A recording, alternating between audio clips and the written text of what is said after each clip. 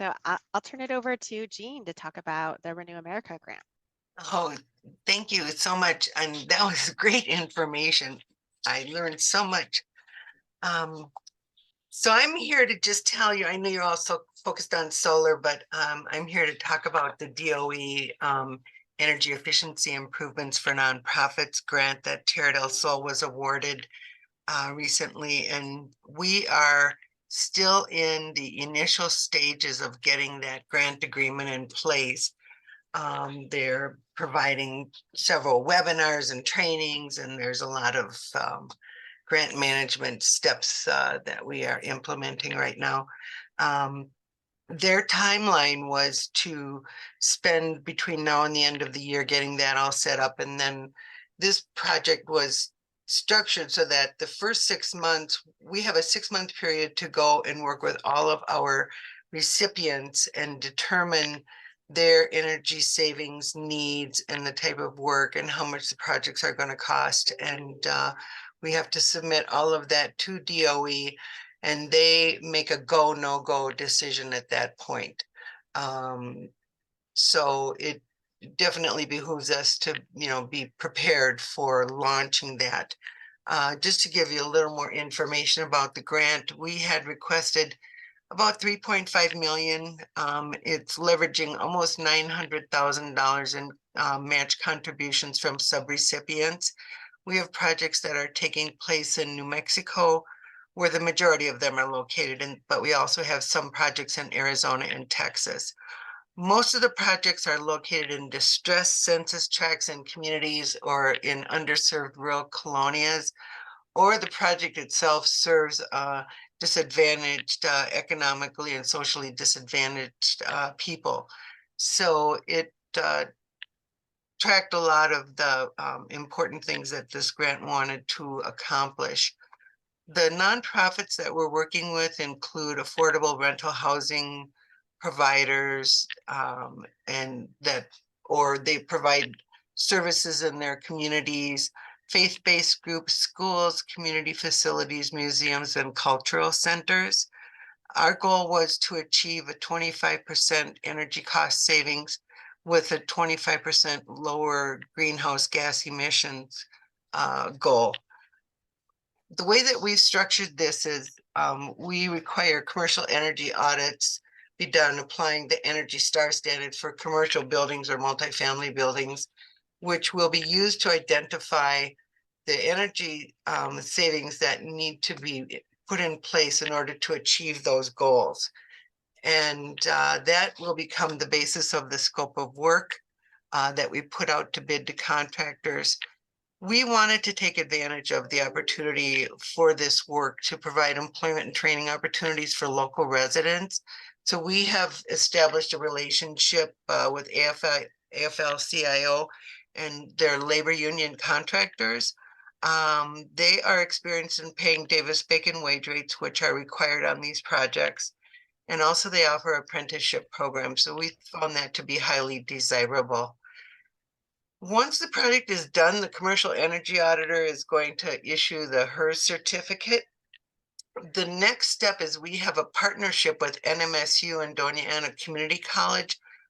They're seniors in their architectural college, architecture and construction technologies department, is going to get pre-improvement utility data and post-improvement utility data, and they're going to do an assessment to determine what savings were actually achieved. And that is another requirement of our project, is we have to be able to provide some assessment method that is going to confirm what the savings were. We are very interested in tapping into the energy tax credits and rebates wherever possible. So your information was very helpful. It's very complex. But we are hoping that we would be able to provide some training or guidance to each of our subrecipients on how they can benefit from those rebate programs or tax credit programs, whatever the case may be. we are hopeful that this is not going to be a one and done kind of funding opportunity. There's a lot of wheels being created right now with the infrastructure being put in place for this DOE grant. So we're hoping that they're going to come out in the future with additional rounds, because once that announcement was made, we have been inundated with requests from other groups. We had identified 17 potential projects. We've gone back and discussed that with all of the groups that we identified preliminarily, and we did have some that are falling through. So we do have the ability to bring in some new subrecipients, but the response that we've received is oversubscribing our financial capacity to provide grants. With the exception of, as we move forward and determine how much each project is going to cost, there may be some funding available to do smaller type projects. And I know Carmen had a smaller type project, which I'm hoping that we're going to be able to slide in there.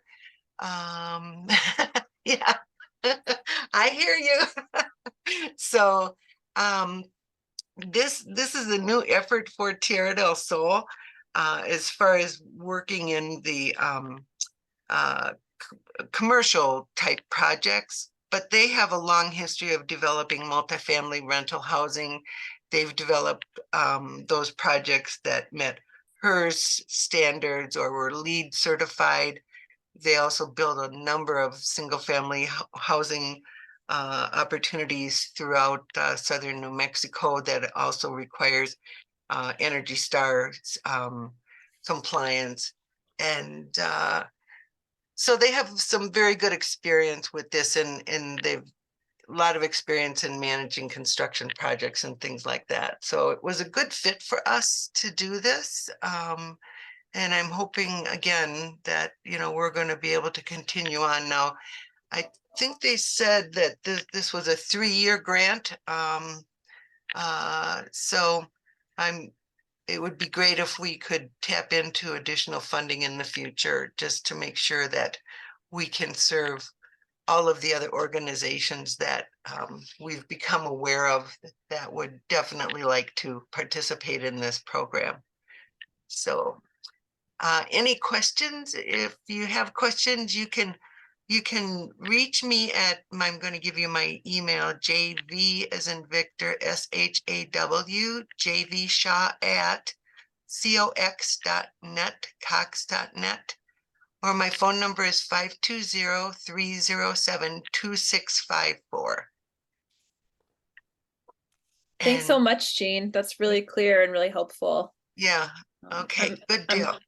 I'm really happy that to hear that a New Mexico organization got it, especially because they were so competitive, and just know that y'all are going to do really good work. I think we're interested in seeing how kind of faith communities, especially if you have a focus on especially the kind of low income and marginalized areas, are there connections that we could help you with? Exactly. If you need more. I would have to say the projects, the way that they're coming out, it looks like about half of them are going to be affordable housing type rental projects, and the other half is going to be nonprofit owned properties that serve the community in some way, which includes faith-based groups, a lot of faith-based groups. So I know we were hoping that the national office would get the grant too, so we could have more of a faith representation across the country. So yeah, but glad you guys did. Well, great. Well, we'll keep in touch about that too. thank you so much. Yeah, thank you. And if you don't mind, I'm going to jump off now. I have another meeting. Really appreciate you coming out. Yeah, definitely. Yeah. Thanks so much, everyone. Thanks, Jean. And then Bruce, I'm going to take a few minutes and share a little bit more about our work here. Okay, well, thank you. I'm Bruce Hunn, and actually live in Corrales, New Mexico, a suburb of Albuquerque. And I've been doing, I'm a mechanical engineer by training, and lots of education, and have been doing energy analysis of buildings for some 50 some odd years. Since I've retired, been focusing on the energy audit process for houses of worship of all denominations and faiths. So we are organized here essentially in New Mexico under Interfaith Power and Light New Mexico.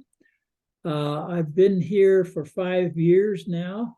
Prior to that, we lived in Raleigh, North Carolina, where I conducted about 30 different energy audits for houses of worship there under North Carolina Power and Light. So we're just carrying that on here, and we're just getting started. We had the program focuses on trying to build an energy audit resource. And fortunately, through various friends and connections, there's 4 of us. All of us are engineers or technically related folks who can understand this stuff and do it. We now have definitely the 4 of us are divided up into 2 teams where we conduct energy audits. We can do 2 side by side as quickly as we can. It's all volunteer. We're all retired. So, and we don't charge anything for our services. And we produce a 6 or so page report at the end of the process. And we go as fast as we can, but we've got a waiting list of several different organizations, primarily in the Albuquerque area, that we are servicing. So that's who we are and what we do. And right at the moment, we are doing an energy audit for the Mennonite community here in Albuquerque. And the other team is doing one for St. Andrew Methodist Church in Albuquerque. It's kind of hard to drive and travel that far. So we might get up to Taos and down to to places just south of Albuquerque. And we're trying to get a group of folks who will that we can work with to cover the southern part of the state around El Paso, Las Cruces area. But we go down south as far as Socorro to make connections. So that's what we do and who we are. And we are open to hearing about new places that we can do energy audits for. The first thing we do is we get 2 or 3 years of energy bills for electric and gas. We plot those up, see what the trends are. Then we do a site visit, and usually 2 of those. And a site visit is focused on lighting. And we go through, we climb up on ladders, and we work with facilities people to identify all the lighting and how much they're on and what the potential is for lighting retrofits. The next is is equipment and appliances, things like hot water heaters, all sorts of computers, printers, and hot water heaters, refrigerators in the kitchen equipment, and all that. We want try to figure out how much of that energy is used by those compared to the rest of the energy use. And the third area is HVAC. We go in to look at what sort of chillers or boilers are providing the heating and the cooling, and we figure out how old they are. If they're old, real old, we'll recommend replacements, but primarily we're looking for identifying what plant facilities are supplying the energy use to the building. And of course, we look at the thermostats. That's a key one. We try to urge congregations to get programmable thermostats, and we give advice as to how we set those things up. And we really push hard for local people at each parish to go through and monitor thermostats and have somebody assigned to make sure they're operated properly. So anyway, that's what we do. And so I think it's a good illustration of what a subgroup of Interfaith Power and Life can do when you get your heads together and get on it. Anything else, Haley, that I might mention? That's great, Bruce. I really appreciate you giving that overview. Just to add that we also have a $10,000 no interest loan up to $10,000 to help you get started. If you're interested in that, we can share more details about how that works offline. Sister Joan, who's the executive director, has the details on that, how that works. I don't actually know. We can also, we're here to support you as you all are figuring out this stuff. I'm happy to have a conversation and see if we can translate some of this information a little bit easier, talk about what each of your houses of worship is really looking for. And really just want to offer us, and like Bruce said, he and his partners are really amazing team of volunteers who can support you in your energy audit. We're here to support you in whatever you need as far as making, whether it's this solar energy, the energy efficiency, or other pieces of how to support your congregation and getting more involved in the work. We also have expertise in solar applications too. We've done a number of those on the churches that we do have. That's great to mention. That's great. Before I forget, I didn't put it in the chat, but my email address is Hun Building Energy. That's HUNN Building Energy, all one word, @gmail.com. And I'll make sure I send everybody the chat and all the links and to get everybody's contact. So I'll follow up with some of those resources. Bruce also has a really great outline of how the energy audit process works that I'll share too. And I would add, our audits are a good deal more detailed than, let's say, utility audit would provide. Especially our utility. Yeah. Great. I think that's it for this one. Those are some amazing resources that you all offer to have available. We've been playing around too with how it might look to do a virtual audit. Just trying to think about our capacity and just how big the region is. So our last month's call, we talked about that a little bit. Haven't quite gotten there, not ready to launch yet, but. Yeah, to reach a little farther, some of those geographies that are just farther out. Well, I just have a couple slides on the consumer benefits. So I think perhaps specific for Bill or for others, all of us as individuals in our homes. So there's a lot here on the slide, but just know that I'm going to drop a link to Rewire in America. It has an IRA calculator, and you can type in your zip code and you can see what incentives and rebates you're eligible and tax credits you might be eligible for your home. It also has details for renters and multifamily homes as well. So it's a great resource. So again, these incentives and IRA's success is its effectiveness is in driving down our emissions, and so really hinges on everybody using them and you're hearing about and seizing the opportunity on these incentives. So would again ask you all to help share this information within your congregation and within your community. We've got a couple of resources I'll drop in the chat for, and at New Mexico IPL, y'all probably have some better ones as well, but there are some general materials that to help you share this word within your community and your congregation, template bulletin language and social post, and a fact sheet, like a one-pager that you can hand out. So there's a lot out there, and a lot really aimed at helping disadvantaged communities access this. Then additional resources, so a couple more. Rewiring America has a consumer benefit website. Oh, thanks. That one works better. And DOE has a good website that also has a lot on there. I'll drop. There's just a couple more. And IPL on our website, we have a resource page, so just dropped all those in there.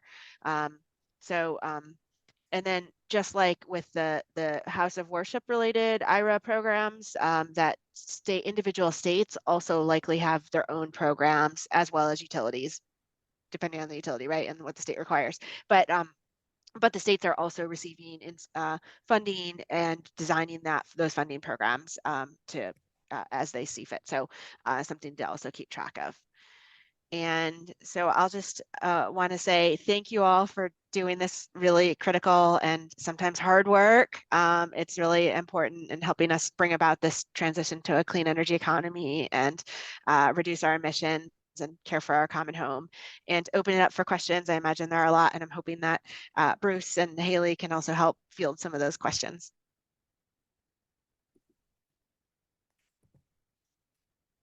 I have to sign off. I'm sorry. See you guys. Well, I have a question probably for Tiffany. You mentioned a pre-filing registration for the IRA. And of course, our parish is in process of installing solar. And who do we contact? Where does a congregation go to pre-file? Is that available now? I don't think it is. So Good. it's through the IRS, and they said that it's going to be available in late 2023, which Okay. is starting to be now.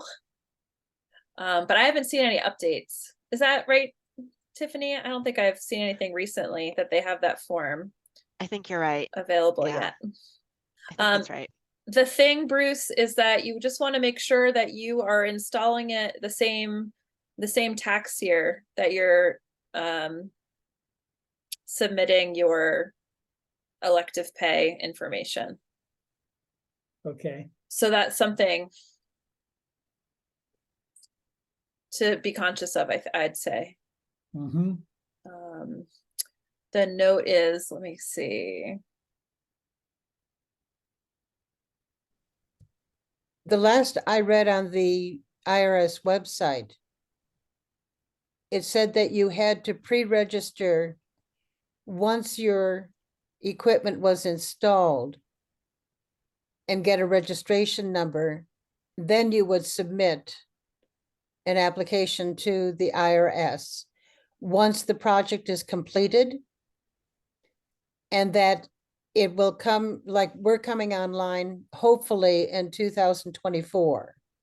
Mhm. And that you cannot apply for it until you are online, and in that whatever tax year you come online is what you have to apply for. Thank you, Jean. That's helpful.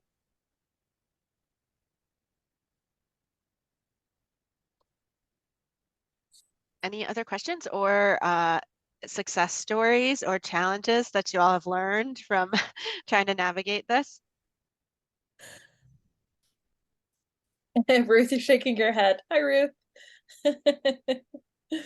Hi, we're just getting started, so no stories yet. One Except- thing that oh, go ahead, sorry. Except that Bruce and his team are awesome, and we have a wonderful audit. Oh, thank you. Something that I haven't been thinking about so much, but I have a question for us to think about as the staff at New Mexico Interfaith Power and Light is kind of how to spread the word and share more of the individual resources. Like, we've been pretty focused on how to support congregations, but like Tiffany just showed in those last slides, there's so much that we can do in our own households. And I think sometimes my framework is more to look at the kind of bigger, I want the impact of a congregation, but actually what I'm hearing is that we're not going to meet those emissions targets unless we really get a grassroots effort and a lot of people to implement these tax credits and funding opportunities for individual households. So that I really took away that message and want us to think more about how we can kind of support congregations in getting the word out and sharing that information with their congregants. I think that could be really effective. We haven't been doing that so much. Mhm. I think that's exciting because we know how sometimes the institutions can be a little bit slow going, and it feels inspiring when we know that our neighbors and friends are getting an induction stove or putting in the charger or whatever it may be. It does. And there's also I don't know if it's the peer pressure effect or what, but there's like that serving as that example, like inspires others to do that. So on your houses of worship, having solar there inspires neighbors in the community, but also hearing friends and family of an induction stove and here's what that process was like. And it wasn't so bad. And here's a tip, on how to do it. And this helped make it a little more affordable. I also say that I would say that so that slide I had for that, this is an area I don't know as much, but there are two very specific rebate programs that are really aimed at helping support and impact and make it more accessible for lower income folks to access and do this work, because as we know, many like lower income homes are less efficient and really in need of this, and this work is not cheap. And so it's sort of tiered by income level, and I think also by sort of geography. So helping to reach out deep into your communities and those you serve to sort of share that information is helpful.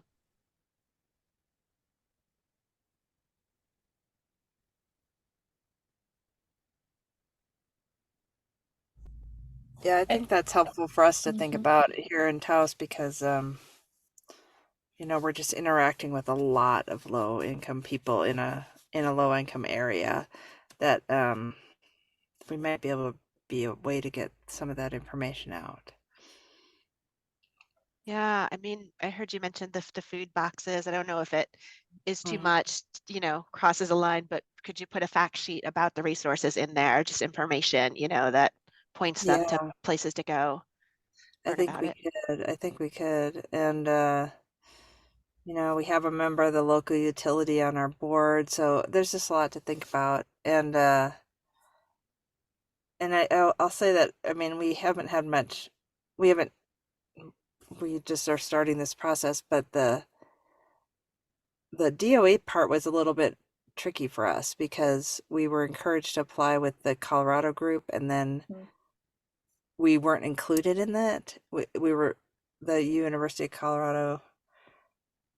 That everyone thought apparently that they had expanded somehow to us within the Methodist organization, and then so we went through it all, and then they were like, "Well, you're not in it. We got it, but you're not in it, and you can see if you can get into the New Mexico group," which of course we would have done, but it was just really, really confusing. So I hope it works out. That's too bad. I did see that the Big Yeah. Sky Conference was a part of that Colorado one, and it was interesting to see how DOE sort of divided them by regions. And so it Yeah. was I will say it feels like, so IPL National, as Haley mentioned, we applied, and it was competitive. We weren't selected as one of the, but that I think DOE and a lot of these agencies are really sort of just like trying to implement this stuff and roll this out as quick and build it as quickly as they can and being a bit short staffed. And so Mm. yeah, I don't know if that contributed to the process was was a lot. And Yeah, somehow they brought us in last minute. They were like, we're applying as a Mountain Sky Conference, but they're telling us they want to add the New Mexico in too. So then we were like frantically getting in, and then it was like, well, we got it, but you have been excluded. So it's been a challenge. disappointing. Yeah. Yeah, really disappointing. Hmm.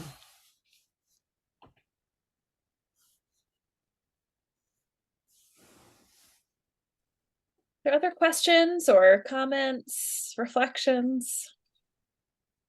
I just want to add, and I listed in the chat, Mm.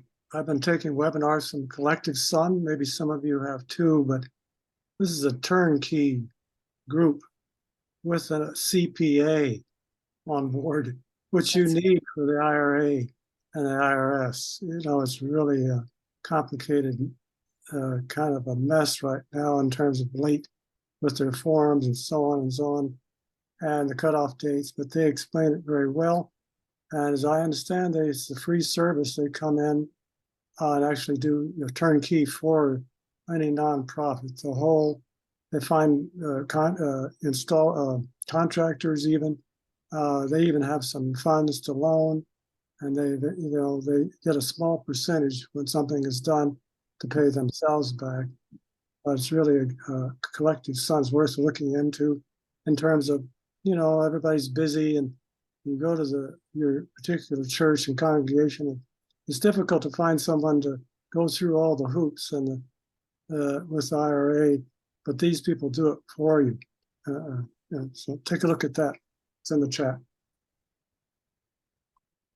Thanks, Bill. That's great.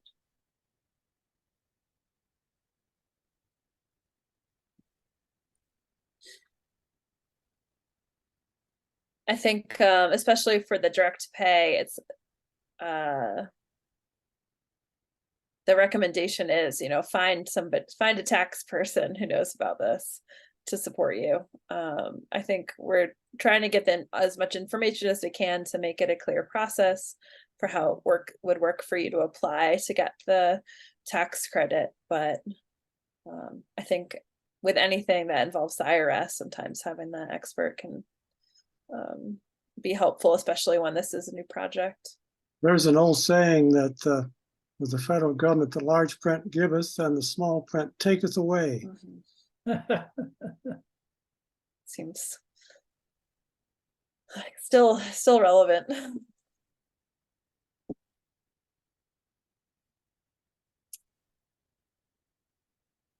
Well, like I mentioned, I will send all of these resources out.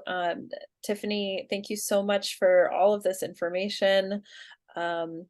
Please use us at NMIPL as resources. We really want to support your congregations and your congregants in whatever you need as we're doing this work together to protect our future and care for our planet and each other. Tiffany, do you want to say any final words? No, well, I'll just say thank you all. I appreciate it. So much gratitude for the work you're doing and the path you're on. And also one more plug to, if you are using federal funding, share your story to inspire others and help us build or demonstrate that to our lawmakers that this was a worthwhile investment and to continue to support it. Thank you all. Well, thank you so much, everyone. Be in touch. I'll send out these resources and enjoy your evening. And we'll try to post the video sometime this week. Oh, thanks, Carlos. Carlos is our amazing media person who's going to post that for us. So thank you. Thank you Carlos all. is on it on social media. Bye, everybody. Take care. Thanks, Haley. Thanks, Bruce. Appreciate it. Bye.